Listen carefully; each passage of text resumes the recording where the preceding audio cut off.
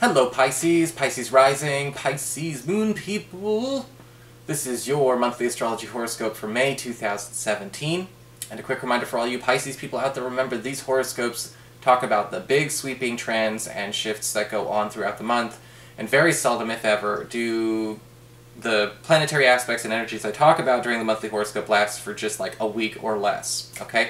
If you're looking for short-term angles, you're looking for short-term flavor of the week, flavor of the month kind of stuff, please check out your weekly astrology and tarot horoscopes. Even if you only like astrology, the first half of those horoscopes is exclusively astrology, so there is something in it for everyone. And of course, if you ever want to get a session, you can always follow the links below or go to integrativemysticism.com. So what is going on with May? Well, I've been telling everybody May is a much easier month to cope with. Probably the easiest month we've had so far in 2017, certainly more so than April and March, because we've got a lot of focus on standing still. Not being stuck, but a stillness. We don't have a lot of planets just suddenly stationing and turning retrograde. A lot of planets are kind of staying at home in the signs that they're in from the start to the finish of the month, and it's about actually focusing in on putting firm foundations so that these things can stand on their own through the test of time. And in the very beginning, you know, again, we've got Venus in Aries in your second house, your earned income sector all month. And whenever Venus is in a money house like the second house of earned income, we are talking about a theme of easy money coming your way. Alright? This could be special favors at work. Customers and clients paying you extra money to incentivize special treatment. People trying to curry your favor with gifts, or perhaps even negotiations that go so much in your favor that they may be too good to be true, but they're not. In fact, with Venus in the earned income sector, for those of you looking for a new job, looking for new work, you may find that people are willing to bend over backwards to bring you onto their team. And this whole theme of easy money is gonna be throughout the month. Everything is gonna come with much less effort. Now that doesn't mean you sit back and just let it come to you. You do have to volunteer for it, you do have to put yourself out there for it, but you will notice the work you're doing for it is less intense. Or the pay might be grossly overpaid, and you may notice that, but it is in your favor, so who cares? We also have Mars in Gemini, in your fourth house of home and family all month. And Mars in Gemini can be a bit of a toughie on the Pisces people, I'm not going to lie, because Mars in the fourth house can, bring up its share of arguments and debates and debacles with relatives and with family members.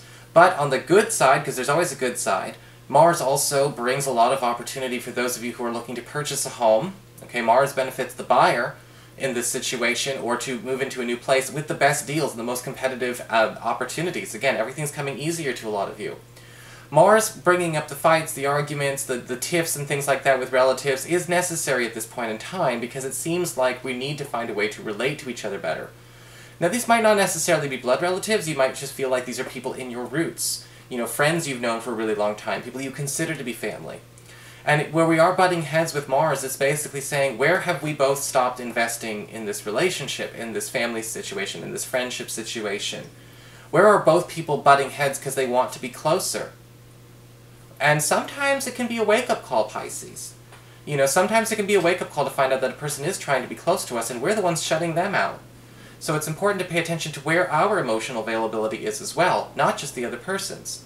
But by the end of it all, Mars is always trying to make people bond with that warrior's honor, that warrior's tightness. I always think of Mars, and I think of, those, when you think about that brotherhood, that sisterhood in arms, fighting back to back, taking bullets for each other, all of those kinds of things, that's what it's trying to create. If you're emotionally available to have those kinds of relationships, I suggest you have it, because there's nothing better.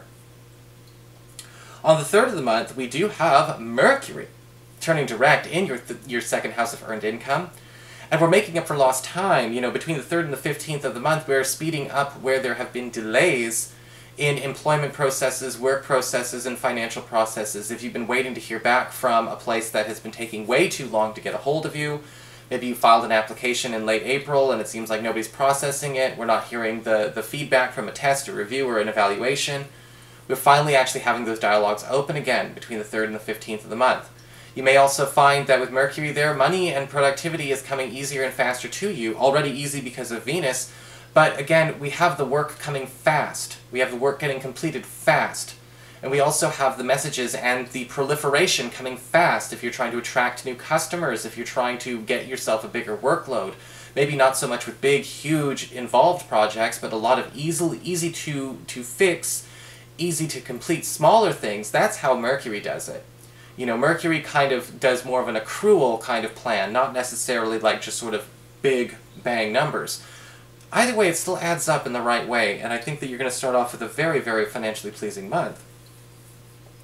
On the 10th, we have a full moon in Scorpio, in your 9th house, excuse me, of higher education, alright, your government legal proceedings, travel, broadcasting, and basically how do we expand your horizon. And this full moon can be very interesting because it can be a bit of a relief, I think, to have any kind of outstanding issues you may have going on in a government or legal proceeding start being hurried to a close. Kind of a thank God it's over kind of situation, and we may find that out between the 10th and the 15th. We may also find out that a lot of you will be thinking about shifting the direction of your education, your higher education, your spiritual education. Some of you may be leaving a college or a university in favor for a better program, changing your major. A lot of you could even be finding yourself leaving a spiritual group, leaving a religion, leaving a certain spiritual path because it no longer resonates with you. All of this in the interest of, again, accepting that wake-up call and moving on to something that is going to expand your horizons instead of humor them.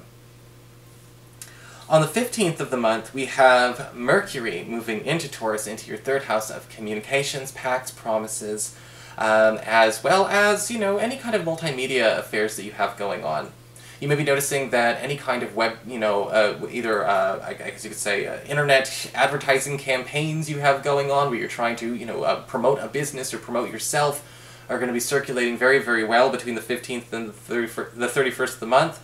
You may be also finding that, again, any kind of contracts or agreements that we have to sign, things that are binding, arrangements for partnerships, arrangements for business, arrangements for education, or any kind of long-standing business relationship we're trying to have are going a lot more smoothly. And again, people are actually working on trying to get this down pat as quickly as possible. We're no longer just sort of dancing around with it. We're not just, you know, letting these papers collect dust. Mercury in the 3rd house can also indicate a time where a lot of you Pisces people may be finding yourself traveling a lot more in the last couple of weeks of this month. You may be finding yourself having a need to get on the move, you know, doing these long drives, short trips, or maybe even finding an opportunity to take a short, you know, weekend holiday at the end of the month. That comes completely by surprise. On the 20th, we have the Sun moving into Gemini, into that 4th house of home and family, where the Sun will be up until the 3rd week of June. And remember, the Sun is all about healing, it's all about restoration, rejuvenation, cleansing, as well as getting the most out of things. And we're trying to get the most out of the home front. This could be getting the most out of a home-based business operation, but also getting closer to a relative, a family member, somebody that we, again, do have that close-knit tie to.